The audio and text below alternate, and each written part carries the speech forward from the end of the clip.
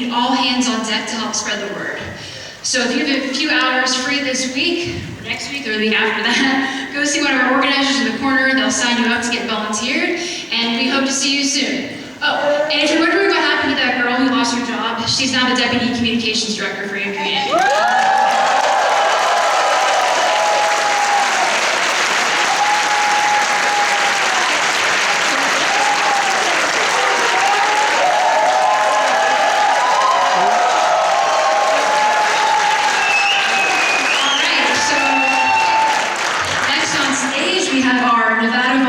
Coordinator, let's give it up for Eileen Patterson.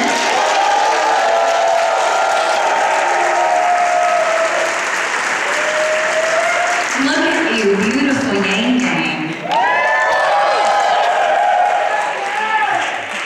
As Allison said, I am the Nevada Volunteer Coordinator, and I moved here from Alaska in March.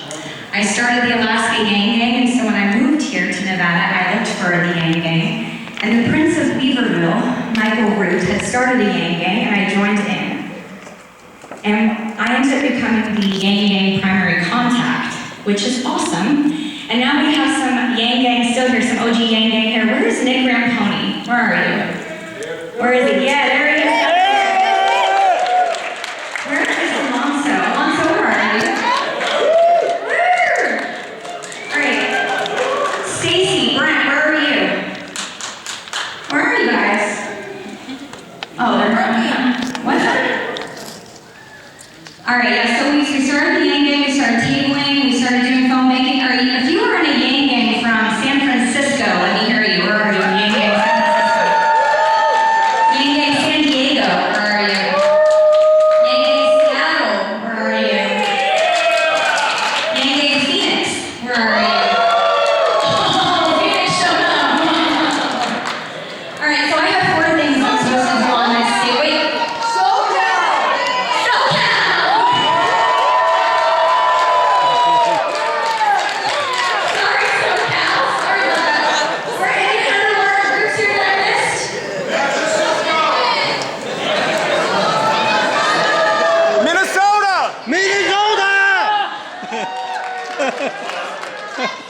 Boston. You guys, this is amazing. I just want to say, like, look at how Yang Gang turns out for our candidate from all across the country. Gang, gang! All right, so I'm supposed to do 4 things on the stage today. So the first thing that I want to do is teach you the Las Vegas call. So everybody, you ready to get your hands like this? You ready? And it's trickle up. Trickle up. Yes, that was beautiful. Okay, so let's check that off my list. The second thing that I'm supposed to do is tell you that if you were going to be here in Las Vegas on Wednesday, we are having a debate watch party. Raise your hands if you're having a debate watch party and you're sitting near you. Yes, see, there's going to be debate watch parties everywhere. So here in Vegas, we're going to be having it at Sierra Gold on Jones and 215. So that's going to be at 5 o'clock p.m. So we really hope to see you guys there for the debate watch to support our candidate.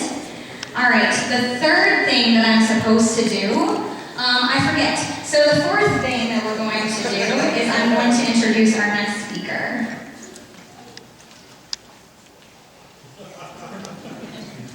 Lena Evans is a maverick in every sense of the word.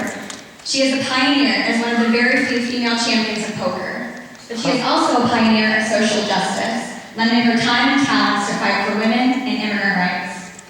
Lena is a quintessential modern-day activist, embodying her values of equality and economic opportunity in philanthropy and politics. She is a leading voice for the Asian American community and a long-standing supporter of democratic values. Ladies and gentlemen, Lena Evans.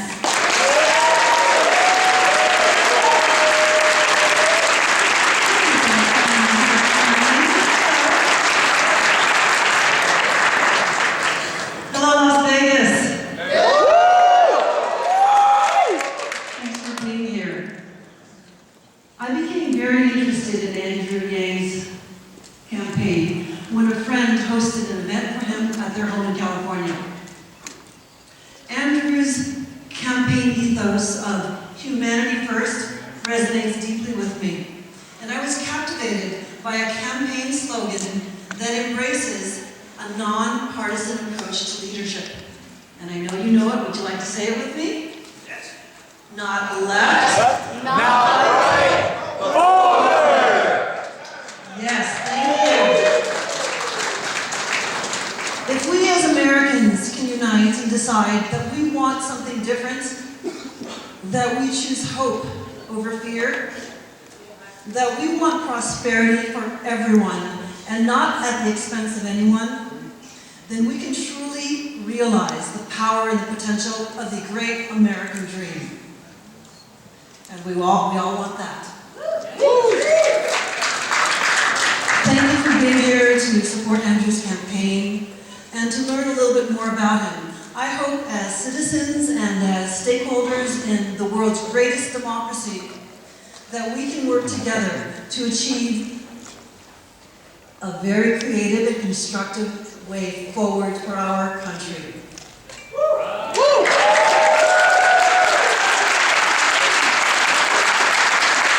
And let's continue to strive for a world for ourselves and our children that puts humanity first.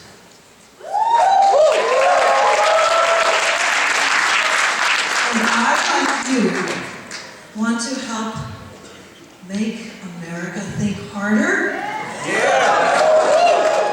And bet on Yang for 2020.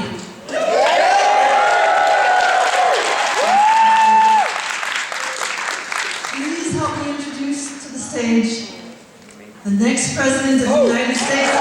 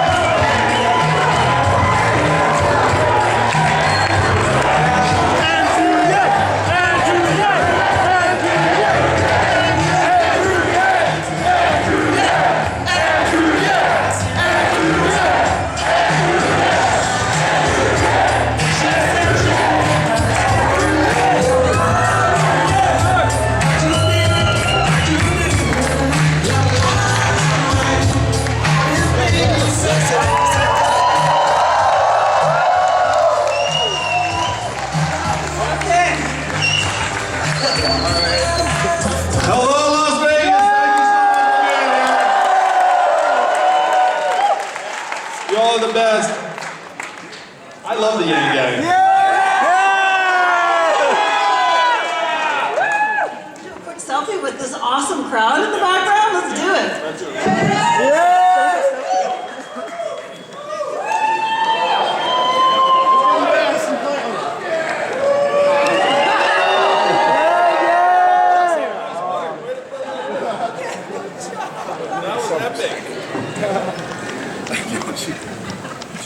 Please have a seat and welcome. Welcome to the soothing remarks of Andrew Yang. Deep Thoughts by Andrew Yang. It's been a really awesome time on the campaign trail. And we'd love for you to know a little bit more about Andrew. So Andrew, would you share with us one of your favorite stories from the campaign? I probably shared this in another context, but meeting Juanito, who has a tattoo on his face.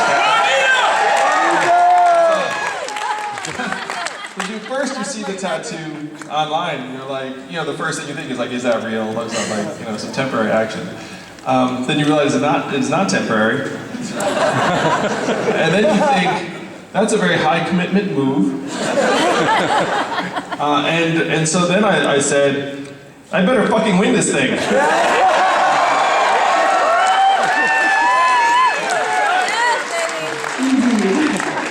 What's your favorite part about being in Nevada?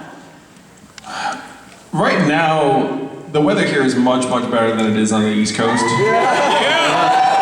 I left New York and it was, capital C, cold. Like, it's not like, oh, fall chilly. I was like, it's freaking cold.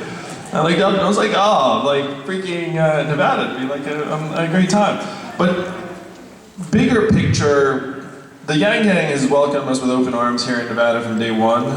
And that's the best part about being here. Also today, I got to have lunch with 8 recipients of the Freedom Dividend. Oh yeah. And I was looking forward to that very, very much. They're actually here seated in the front. Go ahead and stand, if you will, and just let people know.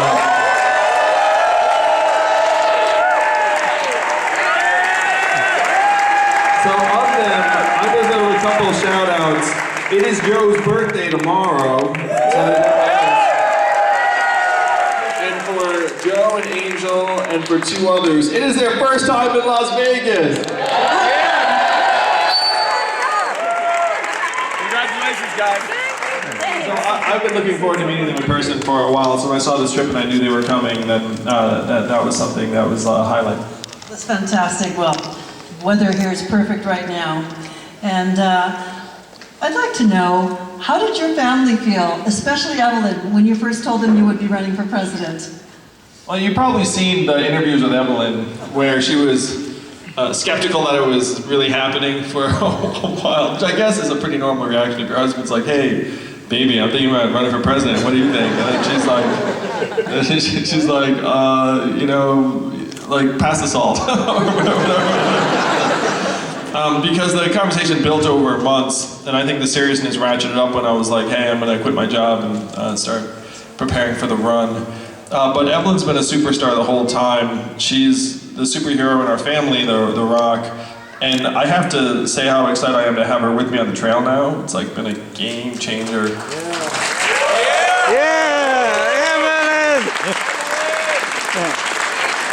So I told a joke that I'll share with you all because it's pretty funny. Where Evelyn was like, Andrew, I'm not campaigning with you if you're at some like 1 or 2% shit. And I was kidding, because that's not something Evelyn would say, and she doesn't talk like that. Between the 2 of us, I talk like that. So she's been awesome on the trail, and she tells me that her favorite part about being on the trail is meeting you all. And she's met, I know, many of the people here in this room at a point, because some of you were at Yangapalooza, and some of you were in LA where she was. And she came away and she was just like, I can't believe how much people actually are like excited to see me. Like, in her case, where she was like, why would they be excited to see me? And I was like, maybe, like they've been excited to see you for a while. And so thank you for welcoming her to the trail. And having her on the trail has amplified the energy for me in the campaign many times over. She's joining me in Atlanta for the debate. Oh yeah.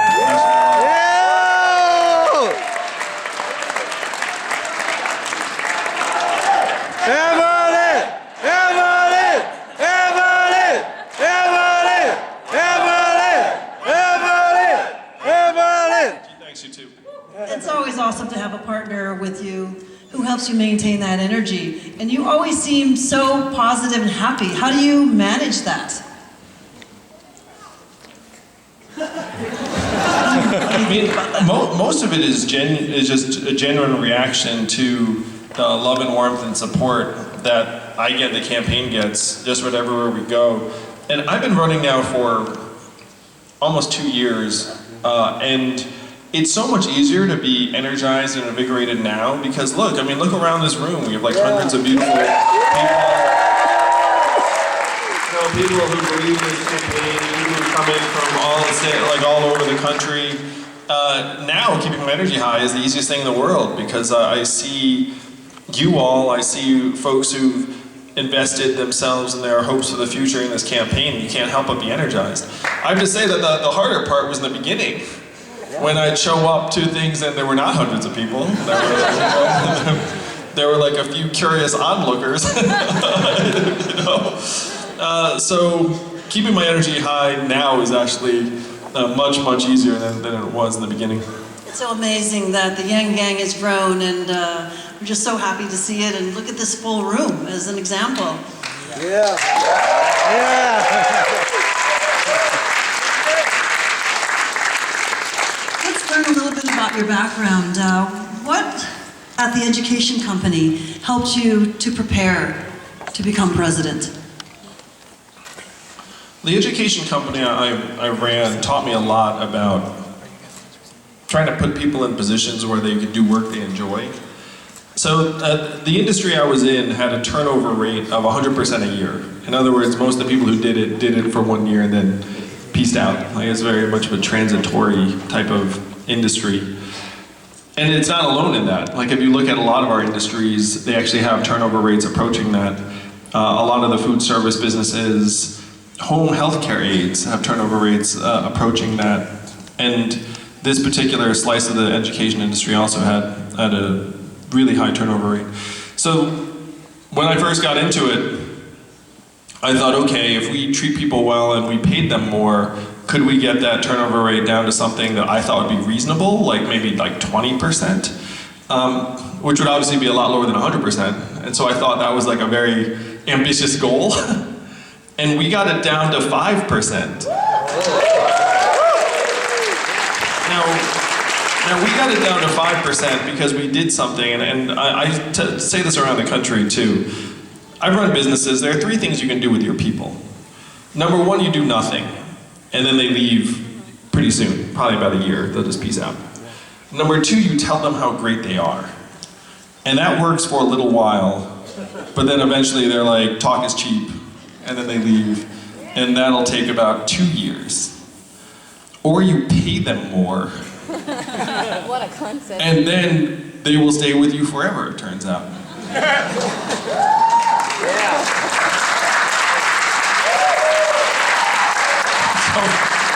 So the way we got turnover down to 5% was we just paid a lot more. You know, and we treated them well too. Like, we had national gatherings of the teachers, which just were like a pure cost. I was just like, look, if you're teaching for this company, you should have a trip to meet other teachers and the team and spend some time together and feel like you're developing in some professional way. So that was like just a pure cost item. I was like, I want to have, so I called it the convocation because I was like, it'd be like cooler sounding if we had like a cool name, and then people thought convocation was lame, and I was like, tough luck, I'm the CEO, it's a convocation. So, it was a nerdy company, as you can tell. So we did things that were non-monetary, but the non-monetary stuff was a lot more powerful because we actually just put our money where our mouth is. If we put our money where our mouth is and skipped all the non-monetary stuff, that probably would have worked to a large extent too. If you put the 2 of them together though, they're very, very powerful. And so that's how we got it down to 5%. People want to be valued and they want to be compensated and recognized. That's very true, and maybe I should apply for a job. He's paying more. So speaking of jobs... I want to give everyone in the country a raise, you know what I'm saying? Exactly!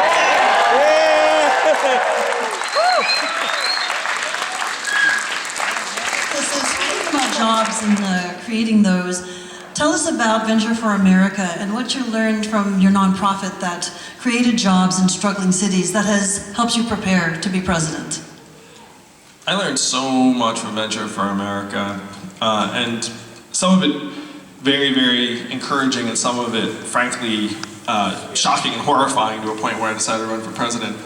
So, first, the good, where I'm a firm believer in entrepreneurship, and I've seen successful businesses take shape that have now transformed hundreds of lives and created tons of value and made people stronger and healthier in communities around the country, also saw how hard that was, how frankly out of reach it is for the vast majority of Americans. And it made me somewhat dubious about this entrepreneurship mythos that I still love and embody, because I still love entrepreneurship. But then there's a lot of me that thinks we're bullshitting people. Or, you know, we're like, there's reading this article about like, oh, how did you build your $100 million company? And it's like, oh, I followed these 9 steps. I guarantee you they followed none of those steps in real time. What happened was they built the company, some journalist said, hey, we need an article about you, and then they made some shit up.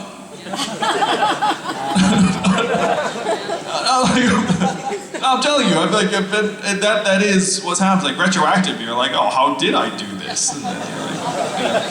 So that was like the tough reality that I saw in a lot of the country, and the fact that our economy now has reached these historic winner-take-all extremes that we're going to end up grinding up more and more people, and the fact that I was this celebrated social entrepreneur who, objectively, if you start a nonprofit and it raises millions of dollars and you get recognized by the White House and stuff, then you're like a success in that realm. But I looked up and said, the work I'm doing is just scratching the surface of the actual problems. And that was true not just for me, that was true for just about every nonprofit leader that I knew. Because what happens, and in some ways, like this is not, I mean, it's just what happens. So what happens is, like, if you're a nonprofit leader, you go around and try to raise money for your organization, and then periodically some organization that likes to support nonprofits gets you together with the other nonprofit leaders, and then you talk about your work, and in a way it's very celebratory, but in a way it's like you're just doing a song and dance for money. Various people. And so then you're with the nonprofit leaders, and then when you talk turkey, everyone is like, yeah, we're just scratching the surface of the problem. Like, none of us are actually solving the problems. But we're getting recognized because people like the amount of work that we're doing that is just skimming the surface. And so I actually felt like a little bit of a phony down the stretch, which was a very, very bad feeling. Because people were coming to me and celebrating Venture for America, and there was definitely reason to celebrate it, I mean, it's awesome. But then if you're honest, you're like, hey, this is not going to fix the problems, it's not going to counteract the 4th Industrial Revolution, it's not going to make it so that millions of Americans can actually do the kind of work that they want to do, it's not going to counteract the student loan crisis, it's not going to help combat climate change, it's not going to do like any of these massive, it's not going to do anything to address these massive challenges. And when you're in that role, the unfortunate part is that you're stuck in a role where you're just lauding the work that you're doing, and you're thanking the people that are supporting you, because you're very grateful. So those nonprofit leaders, when you get us all together in a room, there was like a little bit of a venting session, where we were all like, what is happening? Like, we're not actually solving the problems. And then you put us out on stage, and then we become happy and grateful again. That's some insight. You know, when someone says they're starting a nonprofit, like, I want to support them because I know how hard that work is. That running a nonprofit means you have to be indefatigable and constantly positive and just, you know, making it happen. And even if it works, you're not going to get paid a lot of money. Like if you start a nonprofit that grows to a certain scale. So people who do that work, whenever I meet them, I want to give them a hug, tell them how awesome they are. But the biggest thing is I want to rewrite the rules of our economy so that they can actually do the work.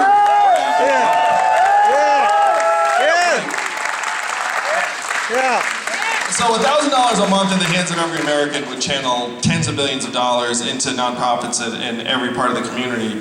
And one of the policies on the website that even you guys who are hardcore Yang Gang probably missed, because it's like policy number 83 out of 160 or whatnot, is prosperity grants of $100 a year that you can only give to a nonprofit for every American. So this would channel billions of dollars into nonprofits, but it does something even more powerful. Number one, it makes all of us each of us a philanthropist. So you actually have to think, okay, what are the causes that I value? And number two, it makes every nonprofit responsive to people and stakeholders instead of the check writers. Because the tough truth about running a nonprofit is, like, they're the people you're serving who who are almost never actually cutting you checks.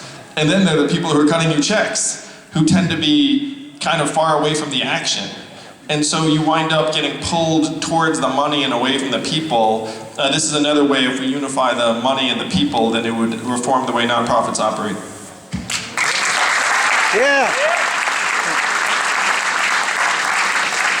Yes, and speaking of policies, you have over, as you mentioned, 150 policies on your website, ranging from criminal justice to the environment to getting rid of the penny. Yes. What is that? We hate the penny here in the Yang Gang. The penny is terrible. That's the root of our problems. No, it's not. What is tying those together? Those ideas? Or you know, not having the daylight savings time switch every year.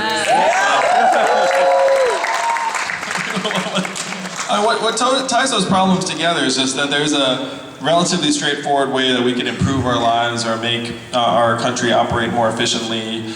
That, you know, maybe the penny's not like the top on your list of concerns, but then when you think about it, you're like, why are we dealing with that? Or banning robocalling. It's like, why are we allowing ourselves to be subject to robocalls from corporations that, you know... Yeah. I mean, when's the last time you got a robocall you were excited about? You were like, oh, I'm really glad this one came through. This one's telling me something really interesting about my like, IRS tax return or whatever. It's like, at least that's what my robocalls seem to be about. Not that I pick them up, obviously, I'm not an idiot, but when I pick them up, they seem to have a lot to do with the IRS. So they're just ways that we can improve our lives that most Americans just look up and be like, yeah, that's common sense. I think that's like the common thread to the policies.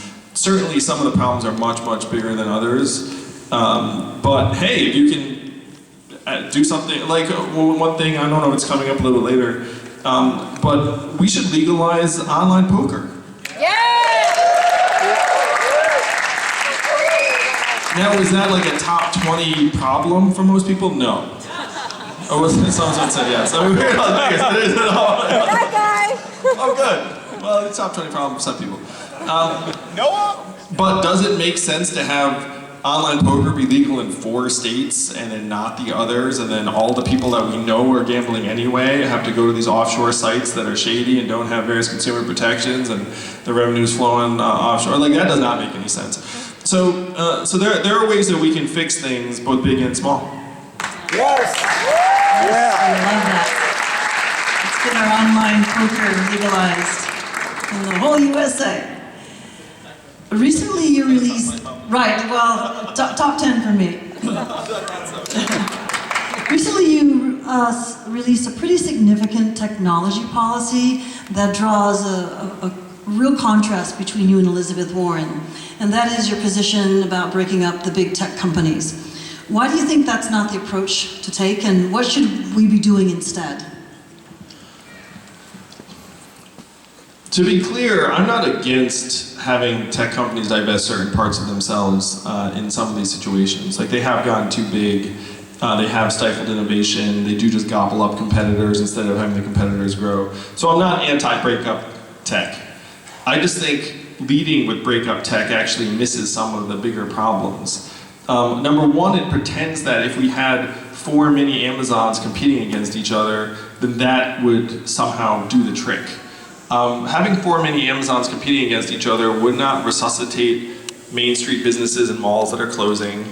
And a lot of these tech marketplaces gravitate towards 1 or 2 winners. And one of the things I say is, like, who here wants to use the 4th best navigation app? That's like cruel and unusual punishment. It's like Apple Maps. You want to like throw the thing out, right? I think they're for it. They're freaking terrible. In some cases, there's a massive drop between 1 and 4. And so the joke I told on the debate stage was like, no one's using Bing today. Yeah. And then you know, like the #1 Google search was, what is Bing?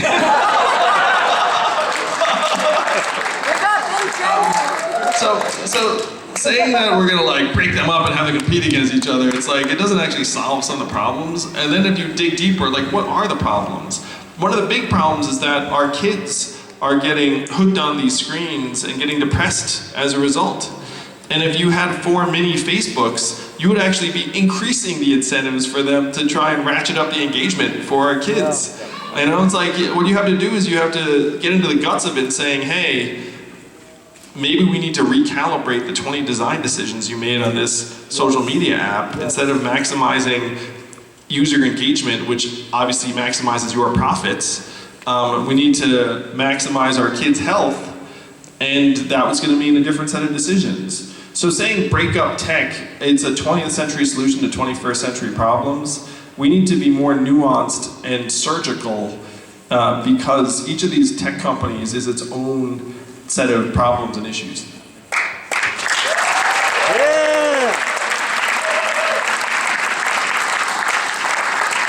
Speaking a little bit more about your platform, what plank in your platform that do you feel is most important but is not really getting a lot of attention? I think the most profound thing we could do in our country is to measure our economic progress differently by how we are doing. Is right now we're getting bludgeoned every day. We're getting bludgeoned every day with stock market prices and GDP and the headline unemployment rate, none of which actually makes any sense or has any relationship to how we're doing. So if you can imagine a quarterly report on our mental health and our freedom from substance abuse and how our kids are doing and clean air and clean water, that transition alone would be monumental for the way we think about ourselves and our society. And that's a really easy change. You know, that's just like, hey, GDP is 100 years old, kind of stupid. So we're going to change it to the scorecard. And then you could say even to the CNBCs of the world, it's like, look, I get it. You're catering to the investor class. You have, you know, like people who care about their stock portfolios. But we're going to strongly suggest that in addition to those things, you actually also talk about these other things. And it's like some ratio of the time you talk about the stocks, you'd be like, and here's how, like, our infant mortality is doing. Here's how, things like that. Like, if you actually change the measurements, then you would actually change our mindset and get us focused on solving the real problems that would make our families and communities stronger.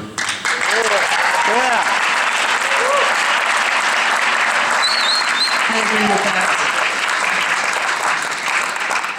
I'd like to touch a little bit about some recent news. The tragic shootings in Santa Clarita are a really worrying pattern in America.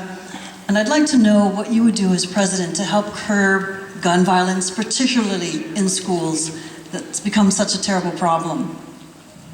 I have a 4-year-old son whose school just had an active shooter drill for the first time. And the active shooter drills cause stress and anxiety and confusion among kids and families. And there's no evidence they're actually saving lives and making us safer.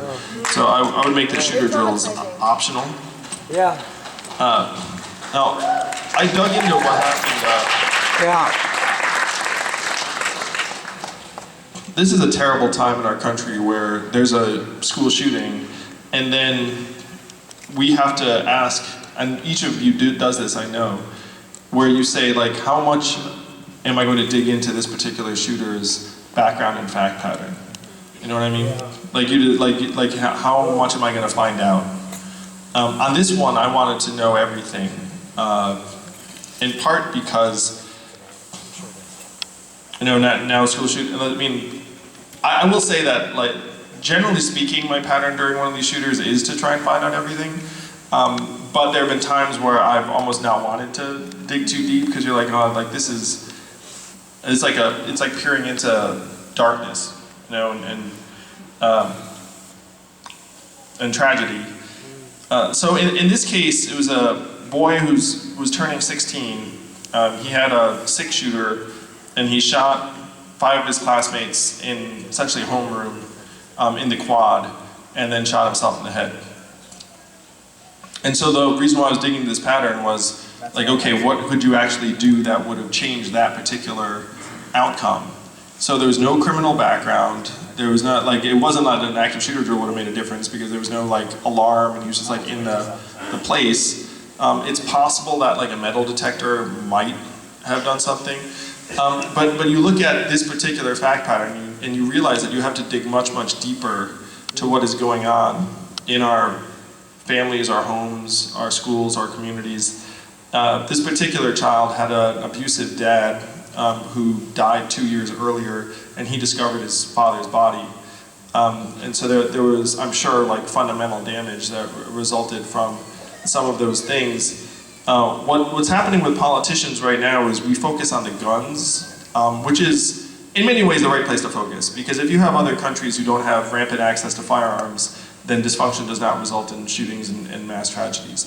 So we need to do everything we can to decrease the supply of guns and make it harder for teenagers in particular to access firearms that can kill lots of Americans.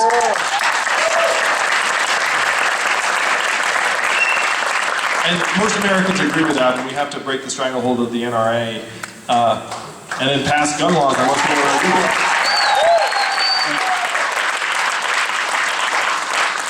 But this particular shooting does lead you to think, like, even if you pass the gun laws that most of us have in mind, this particular shooting would not have been impacted because this was not someone who had a background, this was not someone who was accessing an assault weapon, et cetera, et cetera. And so you have to try and go into the roots of families, homes, schools, communities, and face facts that 96% plus of the shooters we're talking about are boys and men, young boys and young men in most cases.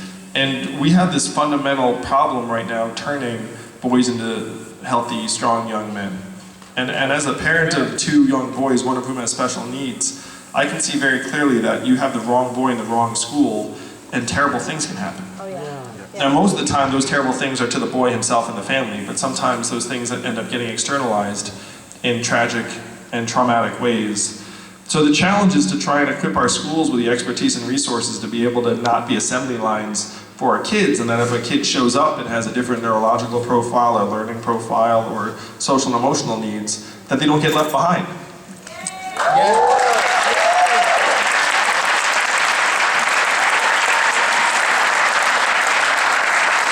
So that is a massive challenge, but that's the challenge we should be undertaking. Guns are a big part of the problem, but to me, the bigger part of the problem is the fact that we have many, many boys and young men who are falling through the cracks.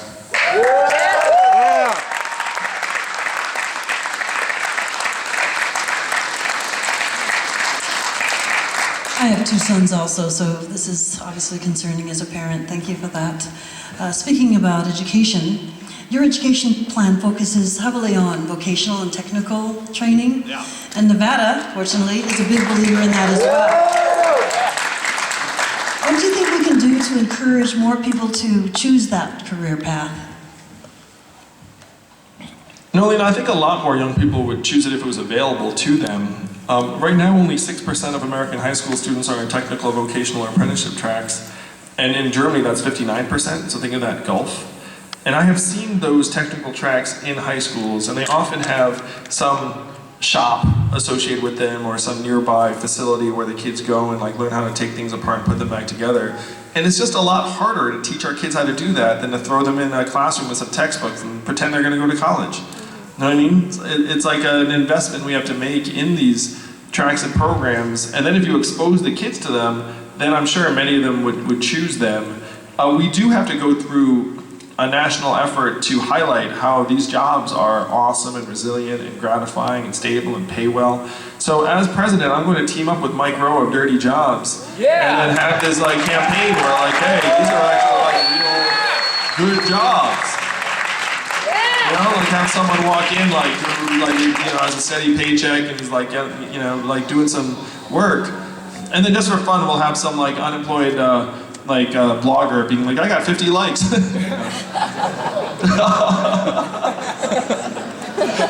That was a little rough. Because frankly, my life revolves around how many likes I get, so I really can't be too mad.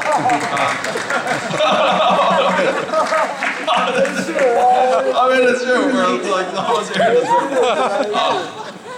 But, no, there are many, many jobs that involve actually moving things around in the real world that will be here for a long time to come, longer than a lot of the basic cognitive jobs that we're in the process of automating away with AI and the rest of it.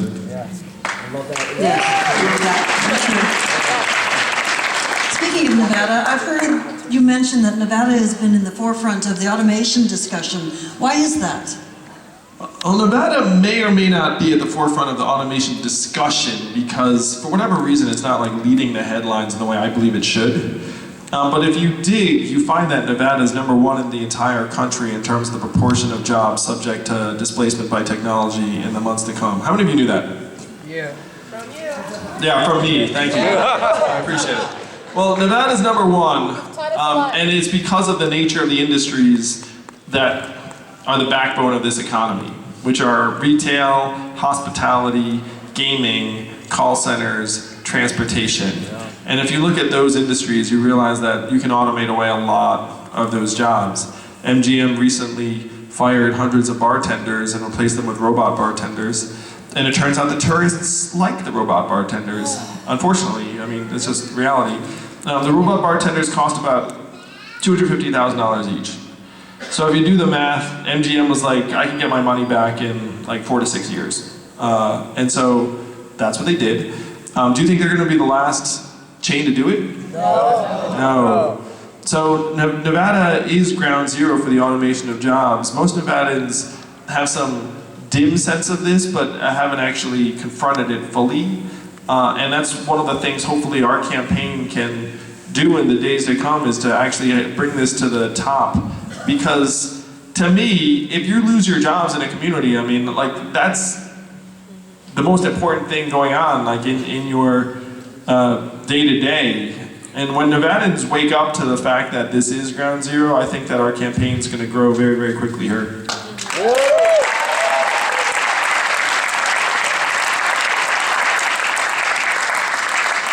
But yeah, and you can ask your friend, usually Google it, say Nevada #1 automation, and they might now find something to do with me now, but like when you find studies that are not done by me, it's like those other economists who've looked at it saying Nevada's #1. Yeah, that's true, and thank you for addressing that, in particular as it relates to the gaming industry. And thank you for your support of legalizing online poker. I think a lot of people in this room, and certainly in Nevada, appreciate that. And so, we're here in Nevada. Tell us what the Yang Gang can do to help. Oh yeah. Let's activate.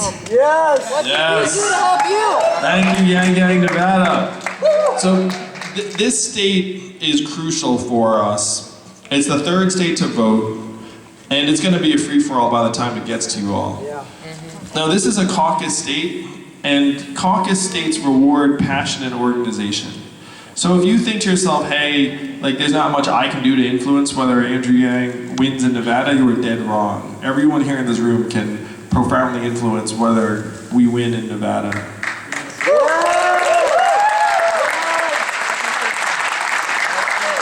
Every Nevadan who decides to head to the caucus is worth his or her weight in gold.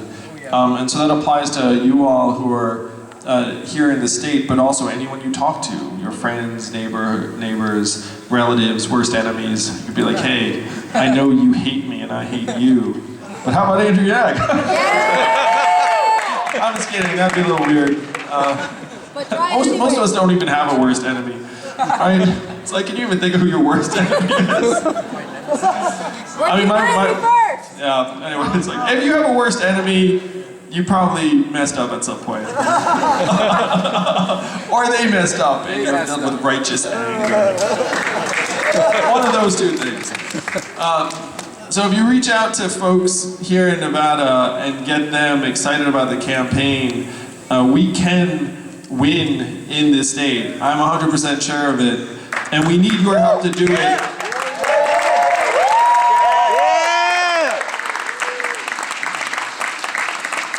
One thing I'll say, and I know there's some folks watching, from afar, but it's true in Nevada, it's true across the country. This election is so up in the air. It's like historically up in the air. Oh yeah. What I mean by that is that if you look at the field at different stages in different cycles, this is the most up in the air of any cycle that people can remember in generations. In a way, if you have 4 front runners, you know what that means? You don't have any front runners. No, really. It's a little bit like, yeah, and if you dig into the underlying numbers, so a lot of you are really excited about this campaign, so you do look at like the occasional polls. And if you looked at the occasional poll, you'd say, like, okay, Yang has some support. It's like around the 3 to 5% level. Like, is it growing? Is it holding steady? Like, you know, where is it going in different places? That's the way most of us would interact with it. But if you go a level deeper into the polls, then you find out a number of things. Number one, the support for every other candidate, including the current frontrunners, is very, very soft. You ask a majority of the people that say, like, they check Joe Biden or whoever it is, and then they say, hey, could you change your mind? They're like, oh yeah, I can change my mind. Like the conviction level for any of the candidates is historically low. Except for the Yang Gang!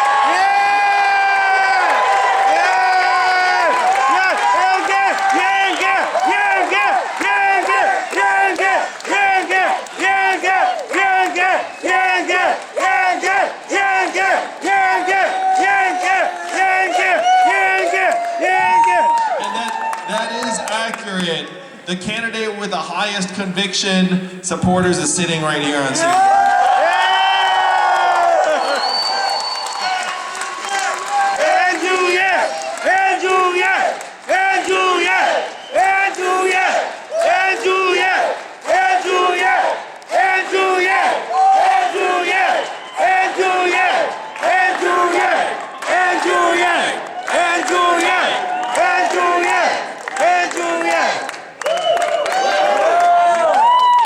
So what you're seeing is an historically fluid field. We're coming up with the highest conviction support of anyone in the race. We're one of only 6 campaigns that actually has money to spend. Thanks to you all, so thank you for that.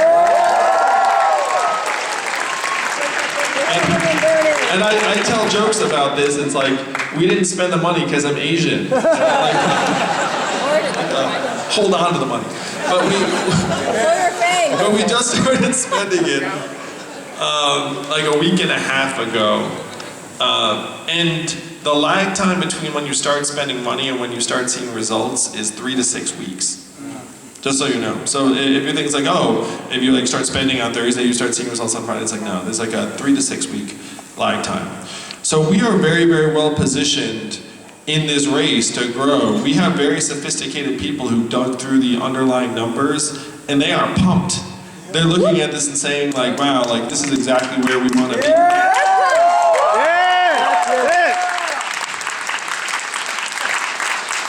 I've said this whole time that we're going to grow and grow and grow and peak at the exact right time, and we are right on schedule.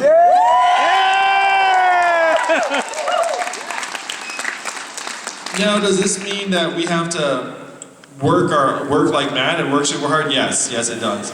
And that's what we need you all to do here in Nevada.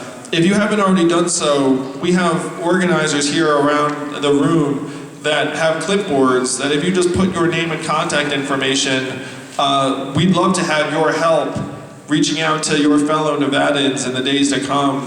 You know, we like operate in little groups, you have fun together, you go out and talk to people, and when you talk to someone and they're actually excited about the campaign or excited to learn, it's the greatest feeling in the world. How many of you had that feeling? Yeah.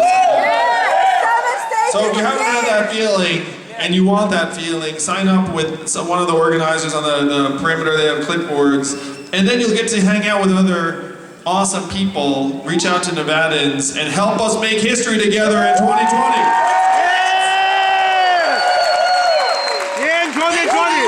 In 2020! Closing message for the Nevadans, and tell us about some surprises coming up, and we'll wrap it up. Yeah, so we have so many fun things coming down the pike for you all. I have to say, the hardest part about my job is not spilling the beans every time I see the Yang Gang. But we've been planting some seeds and putting some irons in the fire that when the seeds bloom and the irons come out of the oven, you'll be really, really excited. We would not be here without you. You're the greatest of all time!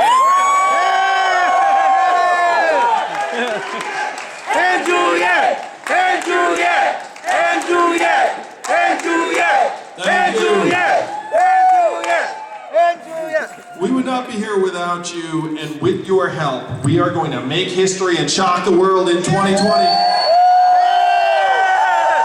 We are it's not left, it's not right. It's forward! That is where you are going to lead us. Thank you so much for all. We're going to be here all day. We're going to party together. Thank you, I love you guys. We're going to do it. We're going to shock the world, and it's going to be awesome. And then we're going to party at the White House in 2021. It's going to be a Yang Gang reunion on the White House lawn. And there's going to be money there. And fake money and real money. It's going to be glorious. Thank you all. Love you guys.